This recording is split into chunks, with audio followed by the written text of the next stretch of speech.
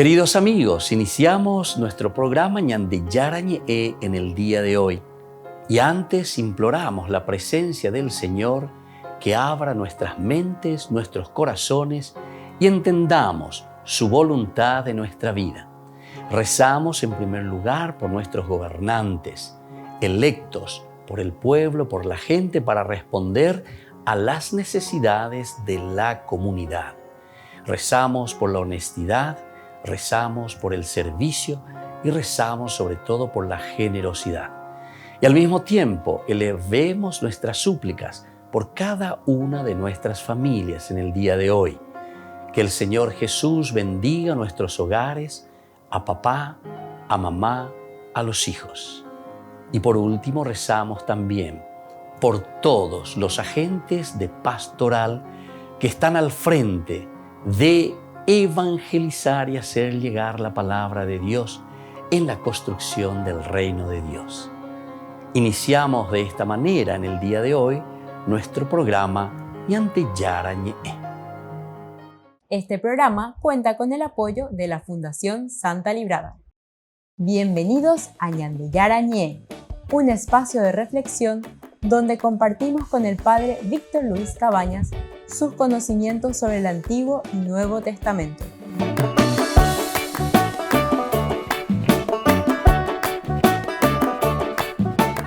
Comercial San Cayetano patrocina este espacio de evangelización.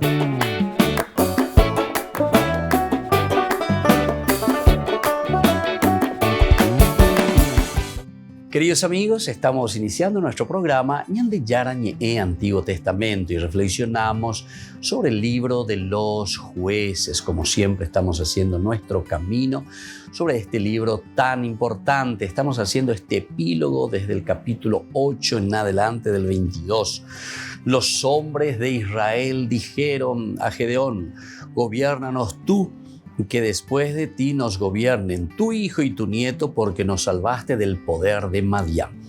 Aquí entonces lo que nos está queriendo decir el autor sagrado es verdaderamente que aquí el único que gobierna es verdaderamente el Señor. El que gobierna es verdaderamente Dios.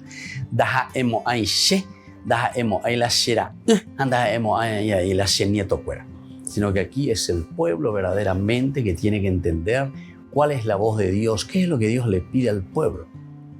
Esto es entrar, queridos hermanos, decíamos en nuestros cursos anteriores que fuimos desarrollando un poquitito con más calma, estábamos diciendo que el verdadero rey es el Señor y tenemos que mirar desde nuestro contexto histórico la necesidad y la realidad de la gente, de la comunidad.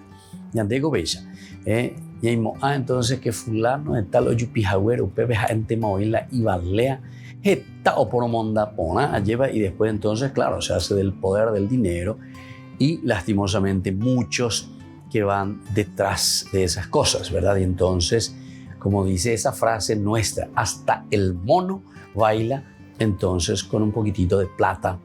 Y entonces todo eso es lo que sucede, pero en realidad eso no está bien, ¿verdad? No está bien. ¿Por qué? Y porque justamente nos está llevando por el camino de la corrupción, ¿verdad? Nos está llevando por un camino en donde la comunidad después es la que sufre. Cuando nosotros somos egoístas, cuando nosotros monopolizamos tanto el poder, el placer, la plata, todos estos tres elementos que ya aquel famoso documento de Medellín nos decía, ¿verdad? Y sintetizaba con estas 3 P, decía en aquel tiempo, ¿verdad? Poder, placer y plata. Entonces hace que después la sociedad, viviendo con una cultura y con un chip más bien que apunta hacia el sí mismo, el yo, ¿verdad? Y entonces en ese sentido vamos matando el aspecto de solidaridad, el aspecto de la integración y sobre todo el aspecto más importante, que es el crecimiento de la comunidad. La palabra de Dios y la Biblia siempre están apuntando al aspecto comunitario. Entonces, por eso es que aquí el autor sagrado insiste, ¿verdad? Y nos enseña y nos está diciendo: Gedeón respondió: ni yo los gobernaré, ni tampoco mi hijo, solo el Señor los gobernará. Recordemos que estas son glosas también. La Biblia, cuando se está escribiendo, se está ordenando de acuerdo a los fragmentos independientes que se tenían. Otras cosas se van agregando de acuerdo a esa necesidad del contexto histórico. Recordemos que cuando esto se está escribiendo hay una experiencia bastante negativa también sobre la monarquía, es decir, sobre aquel que se adueñaba del poder, aquel que se ponía al frente, gente movila tendo talle bajaba bebe, dos ellay o yapomba ebe, ¿verdad? Nosotros de cierta manera, si queremos comparar hoy con nuestra sociedad, ciertamente aquí tendríamos que entrar largo tiempo, tendríamos que hablar con un sociólogo, pero un sociólogo que valga la pena también, ¿verdad? Que reflexione, ni la un teo repetiñan de lleva conocimientos etéreos sin mirar un poco una realidad profunda de lo que nosotros estamos viviendo. Pero a pesar que siempre le llamamos la democracia, ¿verdad? En el fondo nosotros estamos viviendo todavía dentro de un monopolio, ¿verdad? De políticas, monopolios, ¿verdad? De lo que antes también los griegos incluso ya llamaban, ¿verdad? De la plutocracia, decían ellos, ¿verdad? O sea, el gobierno de los que tienen plata y así sucesivamente. Hoy en día con mayor razón, ¿verdad?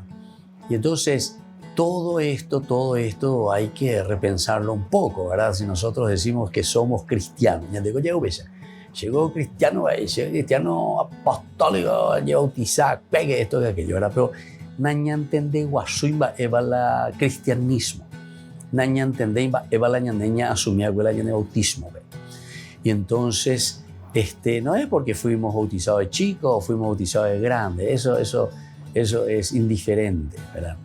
Lo importante es que nosotros ahora sepamos, ahora nosotros tengamos la capacidad de sentarnos a reflexionar, conocer, ver qué es lo que verdaderamente el cristianismo nos propone, qué es lo que Jesús verdaderamente, la Biblia, nos propone, nos dice, nos trae.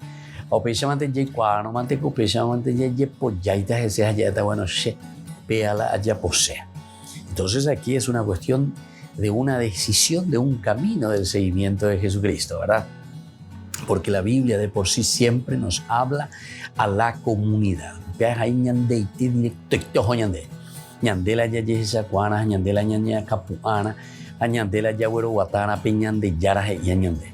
Y por eso es que aquí, cuando en el contexto histórico que está viviendo el pueblo de Israel, con una manera pero negativísima, ¿verdad?, de lo que fue la monarquía, entonces por eso después escriben y ponen esto directamente en bocas de Gedeón.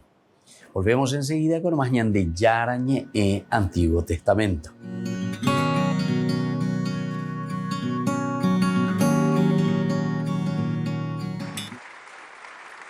El Papa Francisco inauguró un congreso sobre el sacerdocio que ha reunido en el Vaticano a sacerdotes, obispos y teólogos de todo el mundo.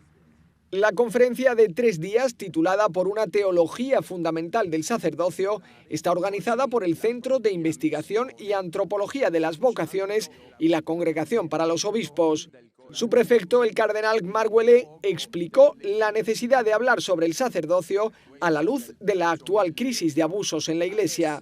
Non bisognerebbe piuttosto astenersi dal parlare del sacerdozio quando peccati e crimini di ministri indegni sono sulle prime pagine della stampa internazionale.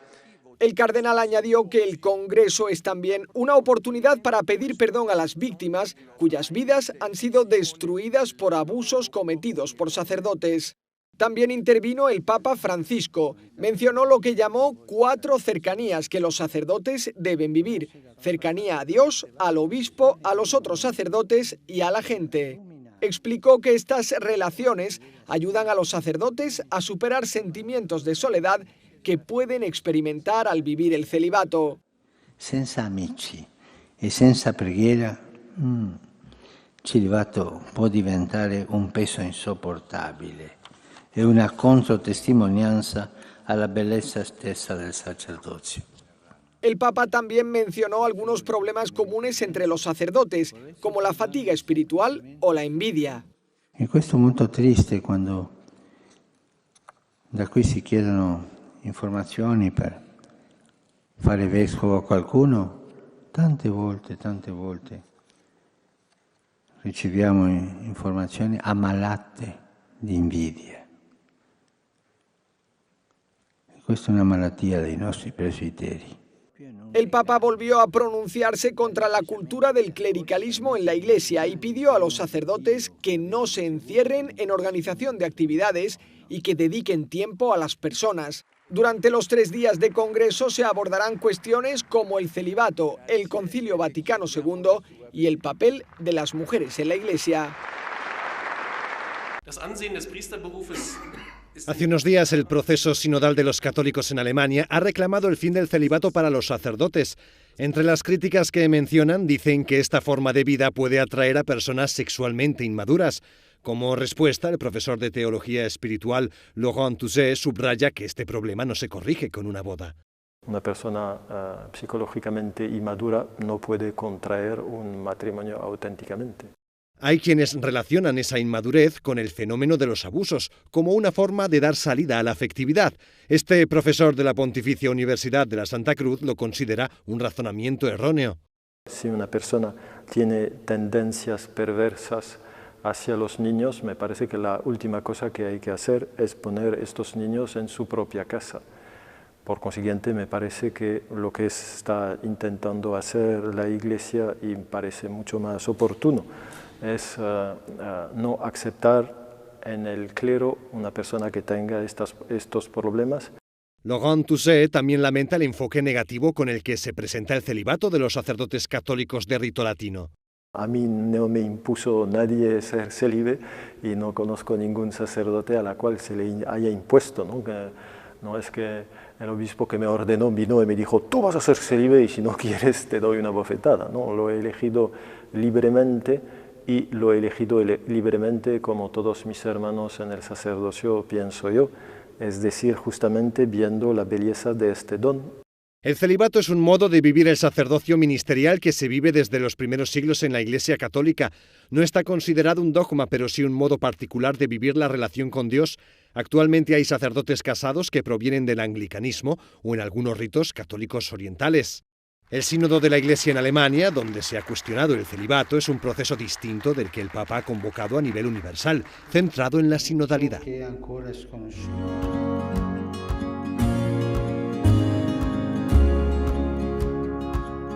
Niños, les invito a participar de nuestra catequesis de todos los días, Aprendiendo con Jesús. Desde las 18 horas nos encontramos por YouTube. No se olviden, queridos niños, que Jesús a través de su palabra nos enseña tantas cosas lindas. Y ustedes no se olviden de suscribirse y de activar la campanita. Nos vemos allí, queridos niños, aprendiendo con Jesús.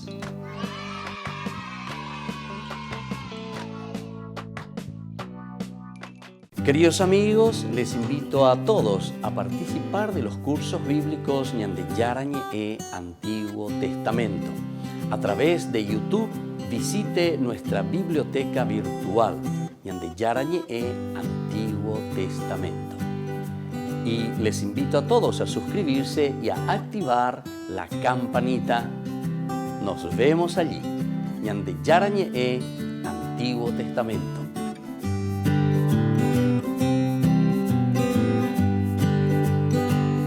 Queridos amigos de Ñande Yarañe, les informamos que la misa diaria cambia a las 6 de la mañana. Todos están invitados a participar a través de los medios de comunicación. Les invito a participar de nuestro programa Jóvenes para los Jóvenes en Familia. Nos encontramos todos los domingos a las 15 horas por YouTube.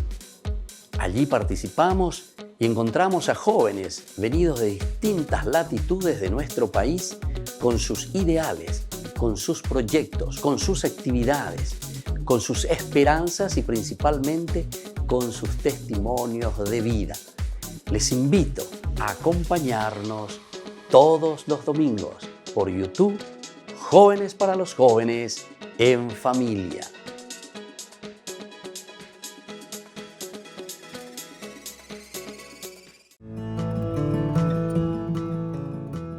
Biografía del siervo de Dios, Padre Julio César Duarte Ortellado, hijo de don Simón Duarte Jiménez y doña Juana Bautista Ortellado Espínola. Nace en Caazapá el 12 de abril de 1906 a las 3 de la tarde, un jueves santo.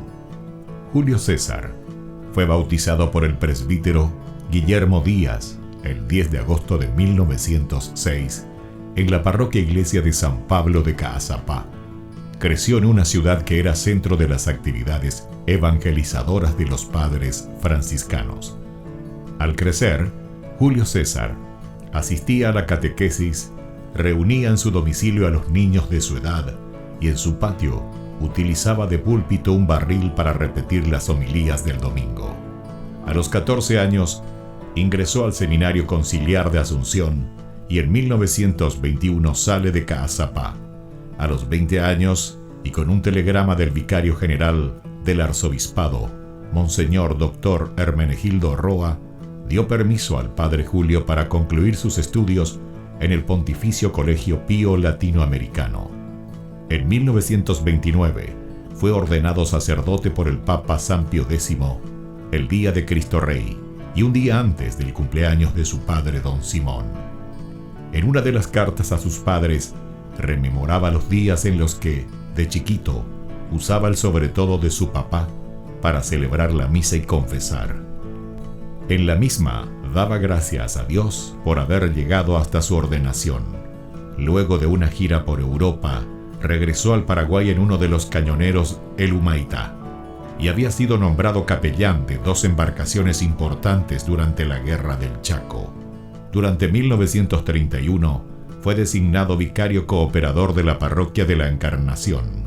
El 7 de diciembre fue nombrado teniente cura de la Iglesia Metropolitana y capellán de la Casa del Buen Pastor. En 1932 fue nombrado teniente cura de Caazapá y sus excusadurías, cura párroco de Ubecuí y excusador de Cucuó, también de Buyapeú. Nombramientos recibidos por su obispo diocesano Dr. Agustín Rodríguez. Por último recibe el nombramiento de cura párroco de la parroquia de Villarrica. El amor y familiaridad, la Eucaristía era el tema preferido de sus enseñanzas y predicaciones. Se destacaba en su personalidad una pureza de vida, humildad y profunda caridad. Llevó una vida de austeridades voluntarias, de abnegaciones sin límites y de desprendimiento absoluto de todo lo material y terreno. El padre Julio impulsó la construcción del hospital de Ubecuí en 1936, resolvió adquirir una casa parroquial y luego construyó el Hogar San José.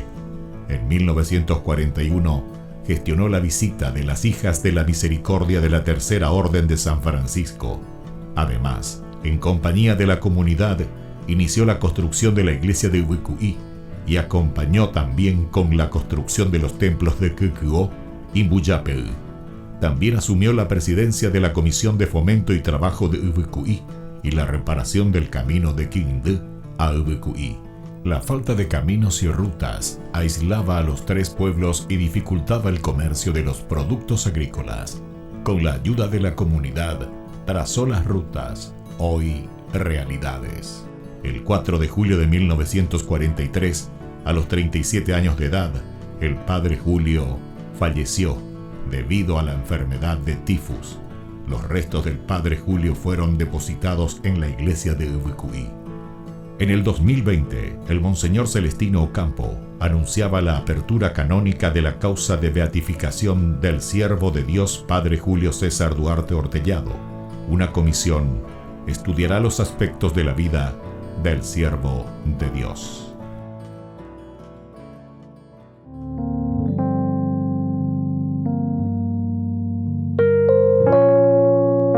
Queridos amigos, seguimos con Ñande Yarañe Antiguo Testamento. Estamos reflexionando y estamos hablando siempre sobre este libro de los jueces. Y aquí en este colofón, es decir, en esta conclusión final que encontramos de este libro que es tan interesante, se nos está presentando y se nos están diciendo dos cositas que se acentúan, que el autor sagrado de su contexto histórico nos habla y nos dice,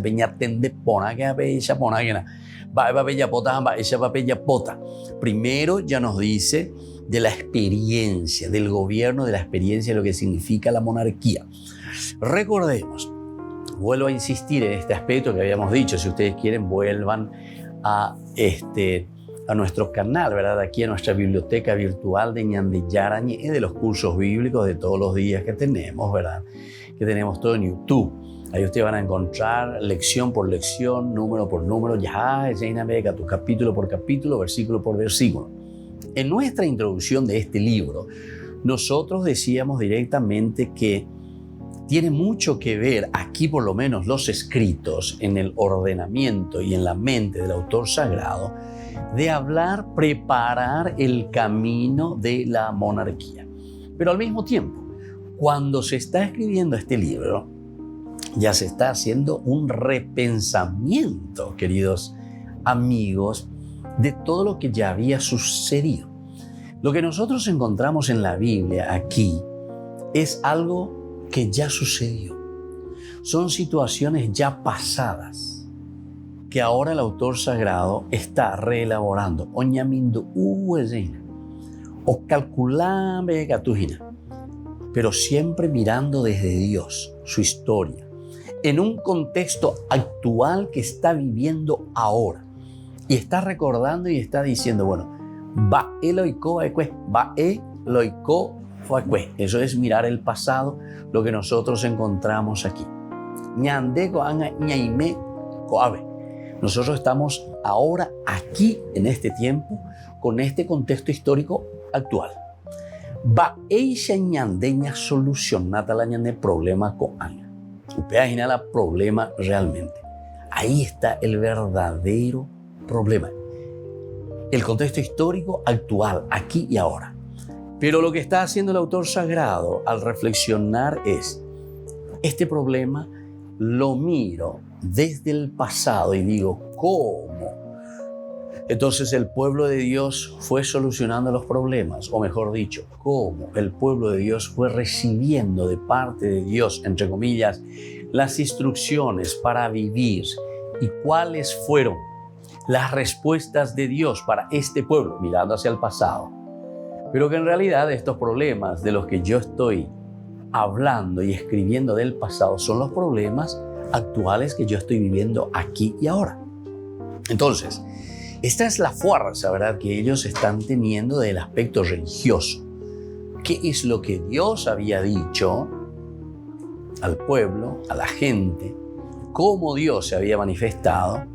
Entonces, si esto es lo que Dios había dicho y Dios se ha manifestado, entonces ahora, en esta actualidad, en esta situación real y concreta que yo estoy viviendo hoy, entonces vuelvo a aplicar, vuelvo a decir, si Dios ya había dicho eso, entonces nosotros tenemos que vivir eso que el Señor ya había dicho en aquel tiempo. Esa es un poco la dinámica, cómo se escribe toda la Biblia. Upeare con la ñande y cuaran en la estilo protestante ya piparei, pum, porque dice aquí, pero sin un contexto histórico y sin mirar ya es ñande pe en su hueve o ñajina, mowi pa ojina, hamba erebala abeo yehai upea hamba erebala ñamindu. Sobre esa problemática del contexto histórico actual que está viviendo el autor sagrado y la comunidad que reflexiona, pero que se proyecta hacia el pasado y desde ahí entonces saca, reflexiona sobre una respuesta que trae de Dios para aplicarlo a su vida actualmente. Esto es importantísimo, ¿verdad? Porque si nosotros sabemos esto, nos vamos a dar cuenta que aquí no podemos entrar en ningún fanatismo, absolutamente, ni vamos a desviarnos de lo que es el mensaje verdadero de la palabra de Dios, porque en el fondo, lo que el autor sagrado está buscando es la unidad de la comunidad, la unidad de los hombres, es decir, que todos nos demos cuenta, que todos caminemos con los principios y los valores de la misma comunidad que se inspira, que mira y que entiende cómo Dios le habló o cómo Dios le habla o cómo Dios quiere que el hombre viva dentro de su dignidad en su compromiso y su empeño por formar y por responder a la comunidad. Bueno, entonces, teniendo como base esta estructura, ¿verdad? Cómo se escribe la Biblia, entonces nosotros entendemos muy bien que si aquí esta primera partecita del colofón, la propuesta de los israelitas a Gedeón, ellos vienen y le dicen, ¿verdad? Gobiérnanos tú, y después de ti nos gobiernen tu hijo y tu nieto. Bueno, me pregunté, de Shaguanda y Pori otro, mi general, Shaguainabea, de Shaguanda y Pori otro. Entonces, de Tamante hoy, ¿entienden? Entonces, con esto, entre comillas, el gran pecado que está presentando aquí el autor sagrado es justamente el desconfiar de la misma creación de Dios, el desconfiar de la misma capacidad del hombre, es decir, de cada uno de nosotros que tenemos esa capacidad o que tendría que tener la comunidad la capacidad de autogobernarse, de llevar adelante, ¿verdad? Que los griegos después le van a llamar la demos, el pueblo, kratos, gobierno, ¿verdad? Gobierno de la gente, gobierno del pueblo, gobierno de la comunidad. ¿Qué dice? Es decir, ñande y catula yaguatá, ñande pure, lleva, ñande timare, ñande acane. Es decir, nosotros somos capaces. ¿Por qué ustedes van a venir aquí a decirme esto? Dice Gedeón. Gedeón y Poshigo, y enseguida oye Iyuga. Le respondió, ni yo les voy a gobernar a ustedes, ni tampoco mi hijo, habiendo completa, ni mi nieto, porque otro nieto entero gobernará. Así es. Bueno, volvemos enseguida con más ñandillara Antiguo Testamento.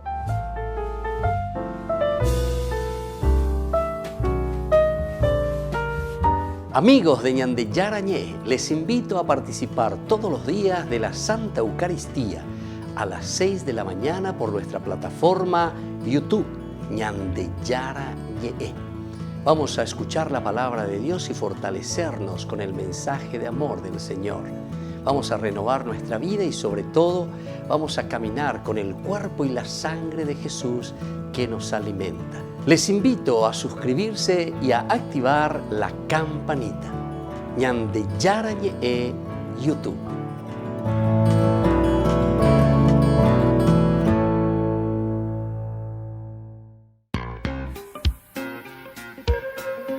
En la ciudad de Luque, la economía se llama Supermercado San Cayetano. Compruebe sus precios bajos en productos cárnicos de primera calidad. Panificados, verduras, vegetales, frutas, artículos de bazar, ferretería, ropería. Supermercado San Cayetano, Humaitá 168, Casi Capitán Vado, Ciudad de Luque.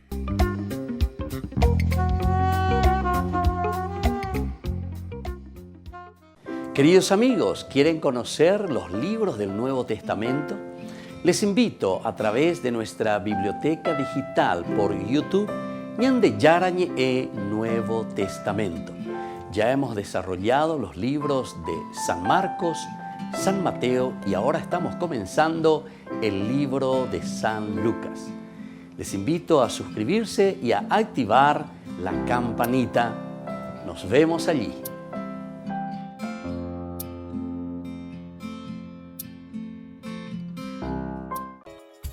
Ayúdanos a sostener este espacio de evangelización. Depende de vos que esta evangelización siga a través de los medios de comunicación. Mensualmente podés abonar a esta cuenta bancaria y también a los giros Tigo. Recordá, este espacio es para vos. Muchas gracias por tu aporte.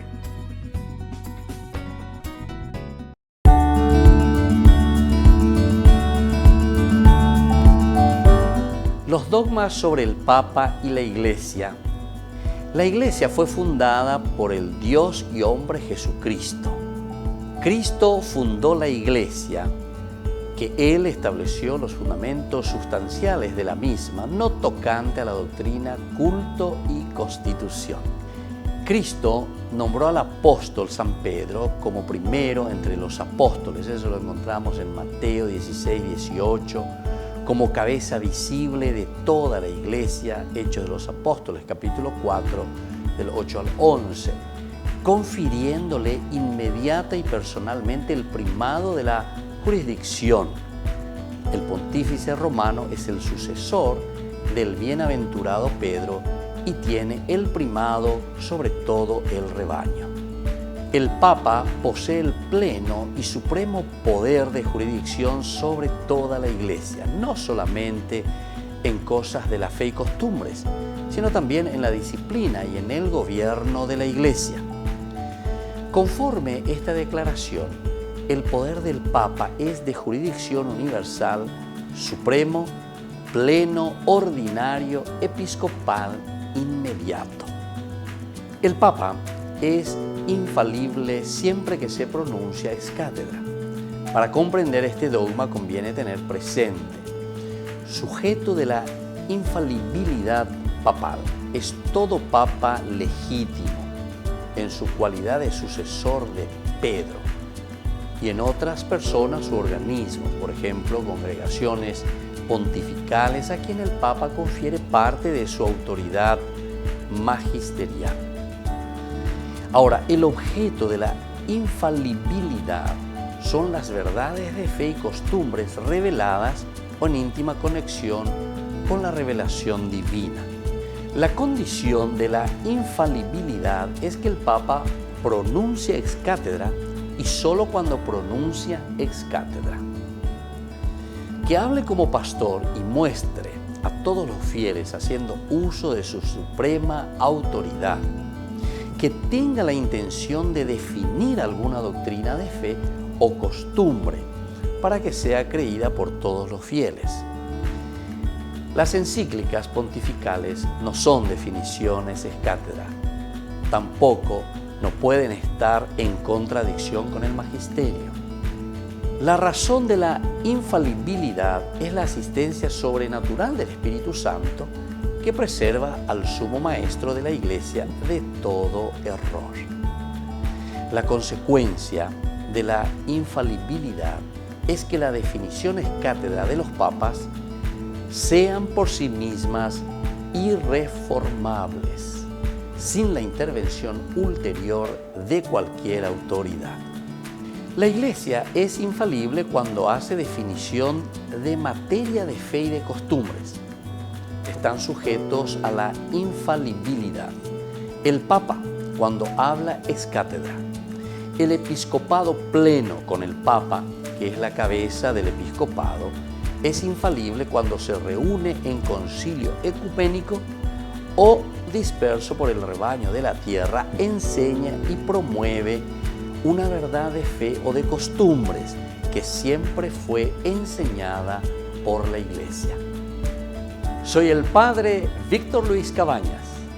Nos vemos a través de nuestras redes, Facebook, Instagram, YouTube.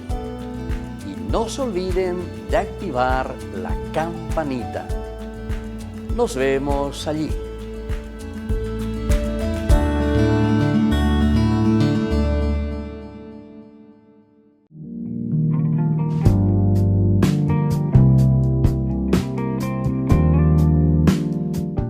¿Por qué yo no siento el llamado al servicio? Tal vez este es el momento, sin embargo, de abrir tu corazón, de escuchar lo que Dios realmente te está pidiendo, de sentir lo que el Señor te está diciendo en lo más profundo de tu vida para ponerte, para presentarte ante Jesús y decir, Señor, ¿qué quieres de mí? ¿Cómo puedo servir a mis hermanos? Posiblemente no es entonces que no sientas, ¿verdad?, el llamado, sino que no estás escuchando claramente porque no te estás sensibilizando ante la necesidad del prójimo, ante la necesidad de tus hermanos. Pon atención, por lo tanto, a tu alrededor todos los días. Dios nos sigue llamando en las cosas más pequeñas. Dios está en lo pequeño de cada día. ¿Todos realmente estamos llamados a servir? Y definitivamente sí, todos estamos llamados al servicio. Jesús nos ha pedido y nos sigue pidiendo que nos amemos entre nosotros, que amemos al prójimo, y este es el mejor servicio que nosotros podemos dar. El testamento que Jesús nos deja en este tiempo de la Pascua, queridos amigos, antes de ascender al cielo, es justamente el amor al prójimo, y esto es el servicio máximo que nosotros podemos dar a nuestros hermanos. ¿Yo en qué puedo colaborar y cómo puedo servir a mis hermanos? Antes que nada, hay muchas clases de servicios. ¿Qué es lo que tengo que hacer? ¿Cómo debo servir a los demás? ¿Qué es lo que yo puedo ofrecer a los demás? Entonces, ponte ante el Señor, mira cuáles son tus cualidades, cuáles son tus características, qué es lo que debes ofrecer a los demás. Cada uno tiene cualidades especiales que solamente nosotros podemos dar a nuestros hermanos, esas riquezas tan lindas que el Señor nos regaló. Ese es el camino del servicio. Ese es el camino que cada uno de nosotros tiene que descubrir para servir mejor a su comunidad, para servir mejor al hermano.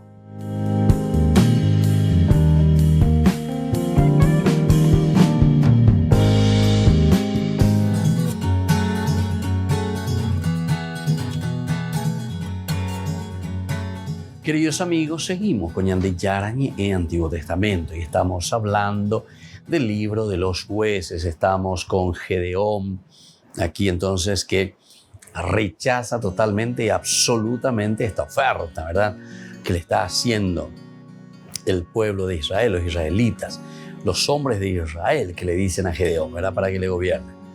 Entonces añade, y aquí viene la segunda partecita que tenemos que mirar y tenemos que entender a dónde está apuntando. Lo primero, ya nos decía que el que gobierna verdaderamente la historia, la vida del hombre, nuestra vida, es Dios. Vengo entonces la Ñande Yara. Ñande Yara pues era pona hoy, ¿verdad?, a Dios, al Elohim.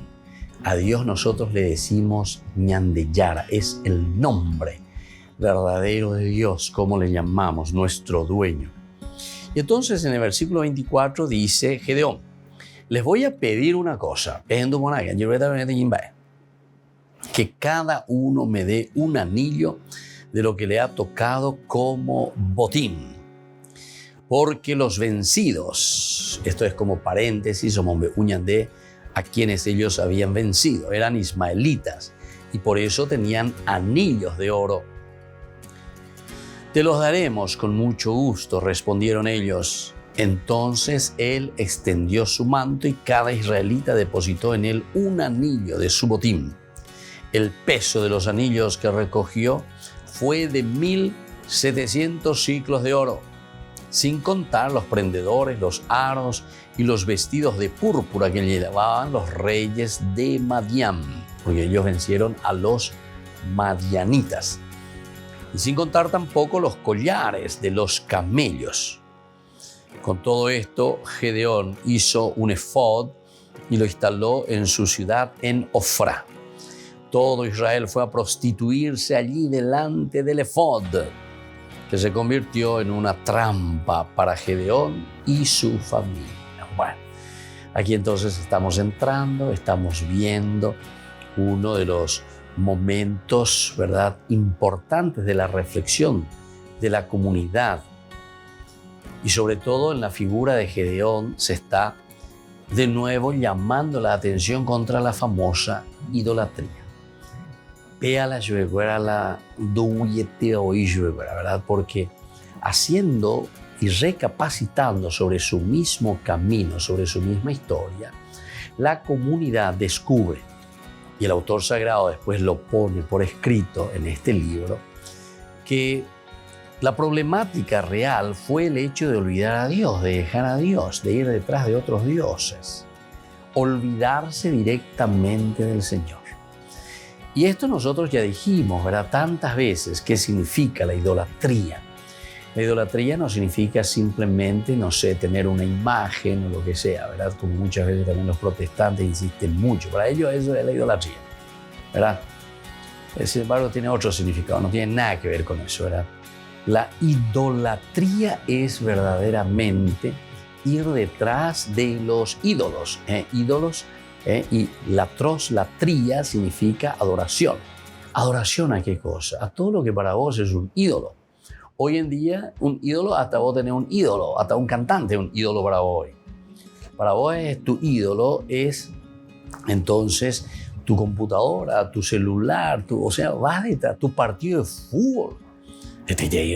Nos veía la misa, no entendés, yo veo televisión, donde veo ya partidos, pero veo guapu, veo cerveceado, yo peas el saray de las cosas más importantes hasta de su familia.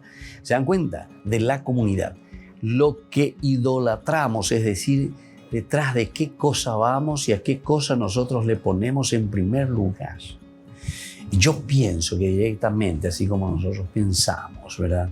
Ese de que va supuestamente detrás de una estatua. Es que su estatua o lo que sea es su ídolo, que esto, que aquello. Al contrario, nosotros con las imágenes, con las fotografías, con los cuadros, lo que hacemos es recordar a personas, santos, le llamamos, que hicieron todo un camino de verdadera santidad y de vida comprometida con Cristo. Al contrario, no. Ya es santito, San Juan Bosco. Pero si andas ahí la idolatría, ve estatua ahí, ve. Ese me hace recordar, le veo, miro, recuerdo a San Juan Bosco y digo, este sacerdote que fue capaz de sudar la gota negra por sus chicos, por sus jóvenes, cuántas puertas golpeó pidiendo dinero, pidiendo de todo para poder llevar adelante su proyecto de estos chicos que estaban en la calle, de estos chicos que no tenían educación, que no tenían una profesión.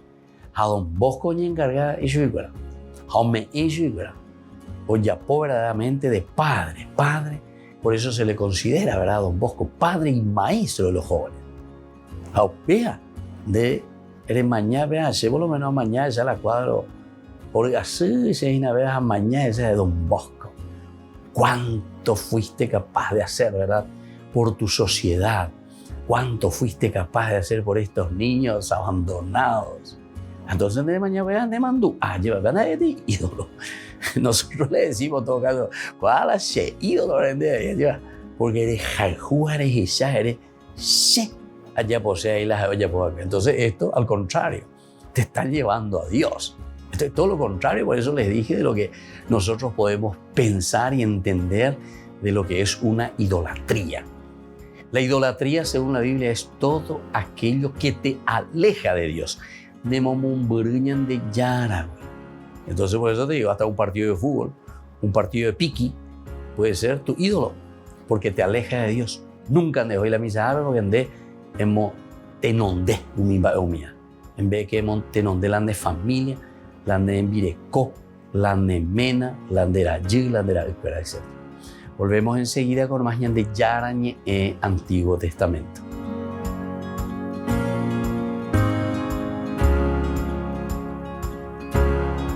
Les invito a participar de nuestro programa Jóvenes para los Jóvenes en Familia. Nos encontramos todos los domingos a las 15 horas por YouTube.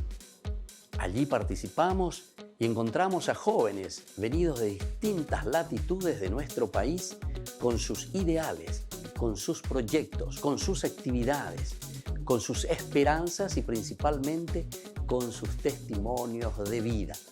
Les invito a acompañarnos todos los domingos por YouTube, Jóvenes para los Jóvenes en Familia.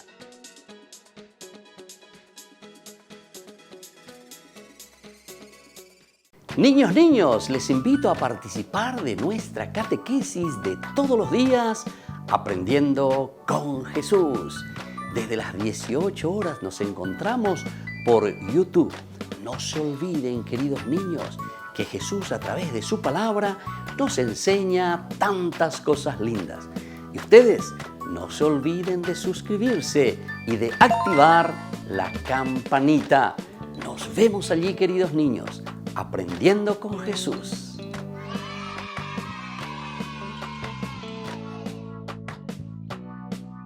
Queridos amigos de Ñande Yarañe, les informamos que la misa diaria cambia a las 6 de la mañana. Todos están invitados a participar a través de los medios de comunicación. Queridos amigos, les invito a todos a participar de los cursos bíblicos Ñande Yarañe Antiguo Testamento. A través de YouTube, visite nuestra biblioteca virtual Ñande Yarañe Antiguo Testamento. Y les invito a todos a suscribirse y a activar la campanita. Nos vemos allí. Ñande Yarañe Antiguo Testamento.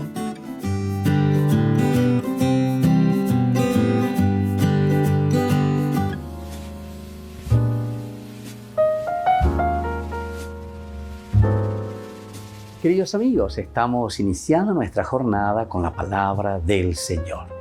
Y de una forma maravillosa, como siempre, el Señor viene a nuestro encuentro. Leemos de la carta del apóstol Santiago. Estamos en el capítulo 3, del 13 al 18. Queridos hermanos, ¿hay alguno entre ustedes sabio y entendido? Que lo demuestre con una buena conducta y con la amabilidad propia de la sabiduría.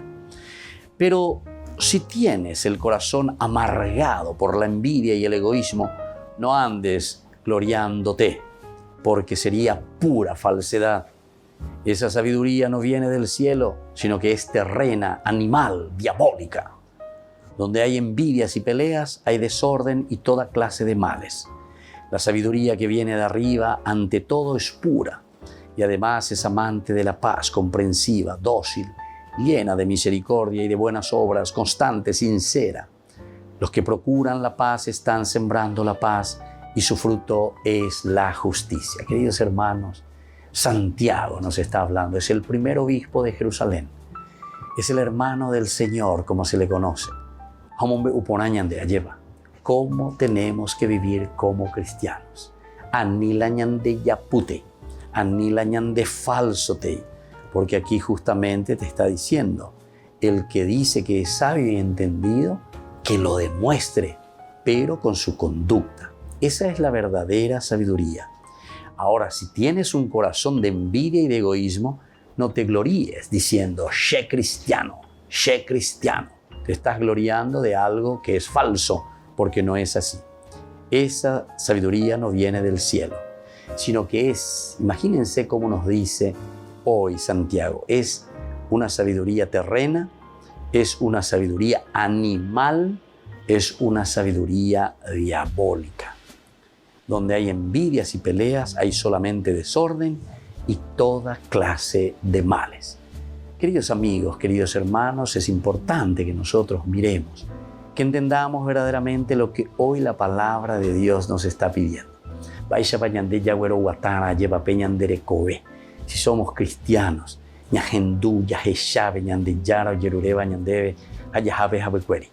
y por ahí la yeyapono lleva peña ñande yara o yerureva ñandeve.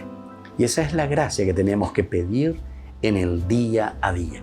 La fuerza, la gracia de Dios que nos renueva, pero sobre todo que nos hace vivir de acuerdo a lo que Él quiere, de acuerdo a su voluntad. Y que la bendición de Dios descienda sobre ustedes, el Padre y el Hijo y el Espíritu Santo. Amén.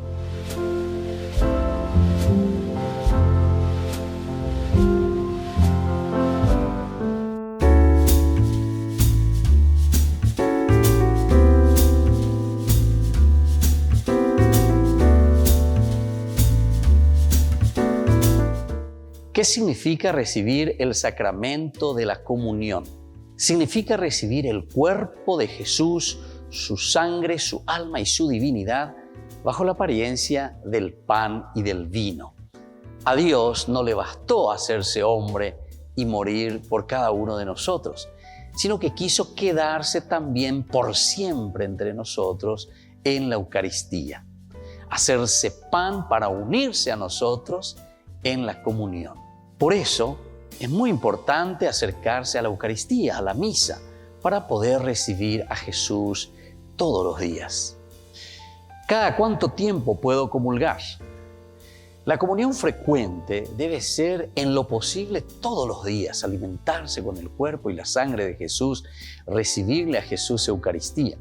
Pero la Iglesia ciertamente nos propone que por lo menos una vez a la semana, cada domingo, nosotros nos acerquemos a la comunión. La mejor devoción que podemos tener es la comunión diaria en la Santa Misa. ¿Puedo comulgar sin confesarme? Es una de las preguntas que siempre la gente realiza.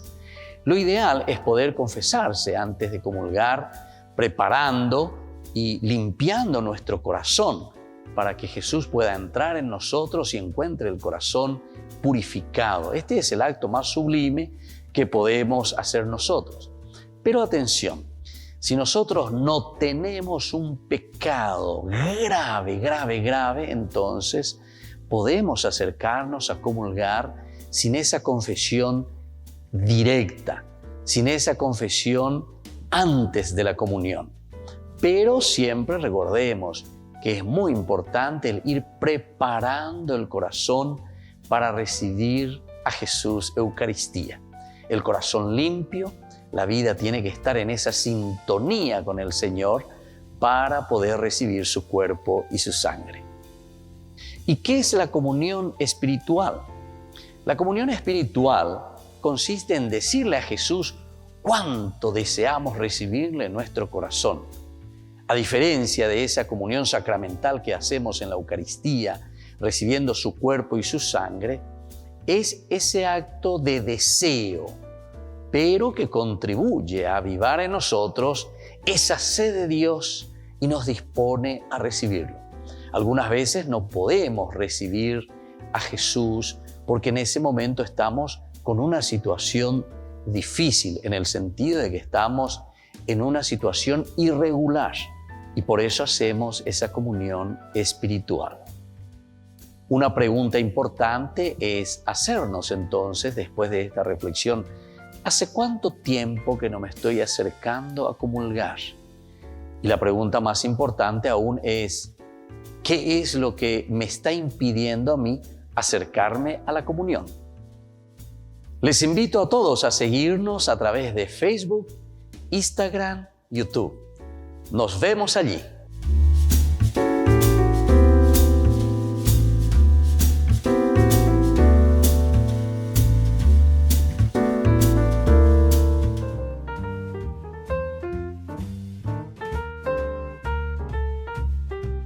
Queridos amigos, seguimos con Ñande Yarañe y Antiguo Testamento y estamos reflexionando, mirando un poco el libro de los jueces, este capítulo 8 que es el colofón, y es una cosa maravillosa. Estamos entrando en la segunda partecita, ¿verdad? Desde el capítulo 8, versículo 22 en adelante. La primera parte del colofón nos habla de esta necesidad y este deseo de convertir a Gedeón en el number one, en el número 1, de Shagban de Pori 8, de Tamanteoi. Esta es una bofetada, pero de diestra y siniestra, y ella. Entonces, ¿a quién? Y justamente a la comunidad. Por eso es que el autor sagrado insiste, y la respuesta de Gedeón es muy sabia, porque él después le dice, ni yo los gobernaré, ni tampoco mi hijo, Abel-Sarai, ni mi nieto de ir y ver. Pero con esto uno ya entiende, ¿verdad? Lo que significa el pueblo, lo que significa la gente, lo que significa la comunidad como tal, que tiene que darse cuenta, tiene que abrir los ojos. Es decir, te está hablando de una gran responsabilidad. Es la comunidad que tiene que responsabilizarse y decir, bueno, Ñande Yara, Oregoro Yapuana Cotapeco H, Pandere me ema de Orebe, Hana Apere Moila Orere non debe, Aupeare Orego Anga, Ero Yepoyay, ese Jarogüero Guatase, Pendere Yure Hawei Shore. Bueno, y ahora esta segunda parte que estábamos comenzando a reflexionar y que se refiere directamente, temáticamente hablando, se está refiriendo a la cuestión de los ídolos, es decir, de la idolatría. comenzamos explicando lo que significa esa idolatría, ¿verdad? La idolatría en realidad es todo aquello, por definición, todo lo que me aleja de Dios. Vuelvo a repetir, la idolatría es todo aquello que me aleja. Upea irese ayapon upea shenda y se ve imamba eve peñande yara. Entendé, vagina. Porque entonces aquí ustedes le pueden decir muchas veces a estos protestantes que dicen que oirorei, ¿verdad? Pensando, ¿verdad?, que una foto de un santo es un ídolo, ¿verdad? O sea, como una idolatría. Y sin embargo, yo les estaba diciendo que no tiene nada que ver, al contrario. Porque a mí, con el ejemplo que yo les daba, ¿verdad?, lo que un santo está haciendo, mirando, conociéndole a un santo, mirando su vida, mirando sus características, mirando su entrega, es justamente todo lo contrario. Porque estas personas que vivieron su bautismo profundamente me están diciendo, bueno, ¿sabe qué? Ahí, de y que actúa iré ya por la she allá por. Entonces, ¿qué es lo que te está haciendo? Te está llamando a la conversión y te está acercando a Dios. Por eso digo, es todo lo contrario. Que siguen en entender y te oí va la idolatría. Idolatría, en todo caso, es, por ejemplo, yo le decía, hasta un piqui puede ser un ídolo para vos. Vea la idolatría. O solamente estar trabajando, hasta el trabajo puede ser una idolatría para vos. Porque enderen va, porque plata andere y bota, plata la puquerico. Enderezará de familia, enderezará y entero güey. Añande yara tú de bolsillo, güey. De bolsillo. Entonces, queridos hermanos, es importante que conozcamos, que sepamos lo que el autor sagrado nos está queriendo decir. Hacia dónde está apuntando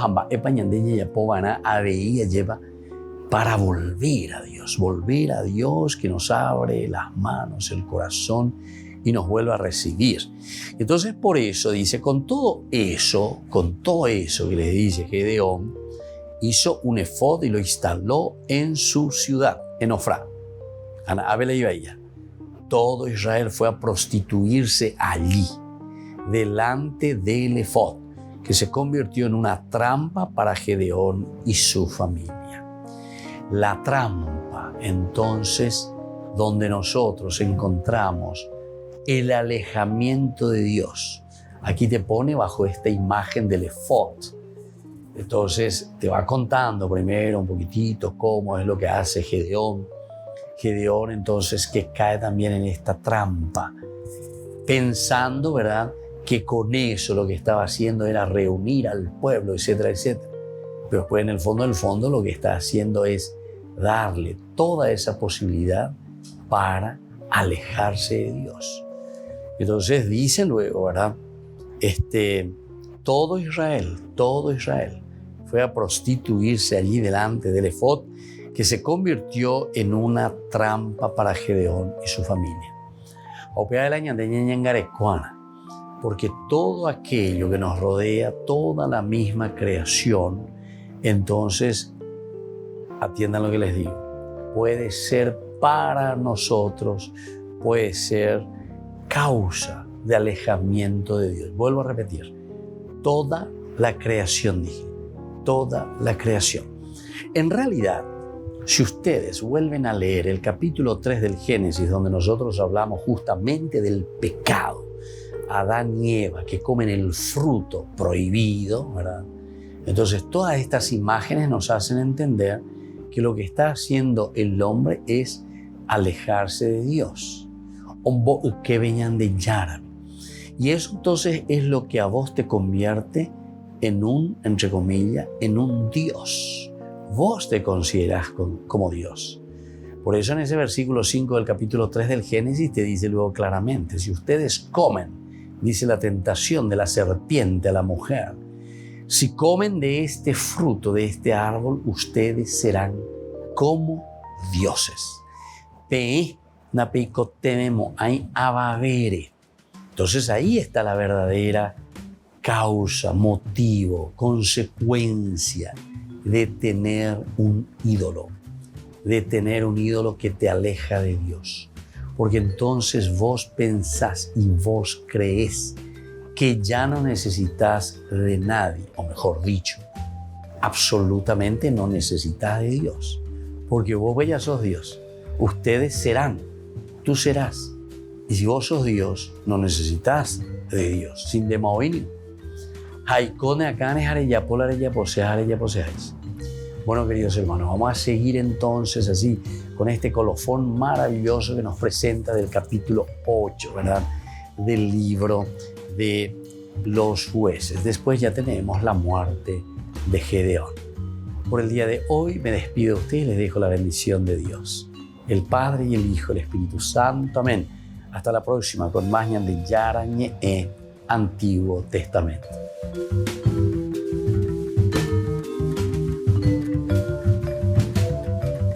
Este programa cuenta con el apoyo de la Fundación Santa Librada. Con esto concluimos nuestro programa Ñande Yarañe con el Padre Víctor Luis Cabañas. Les invitamos a todos a seguirnos todos los días por los medios de comunicación y también en nuestras redes sociales, Facebook, Instagram, YouTube. Que Dios los bendiga y proteja.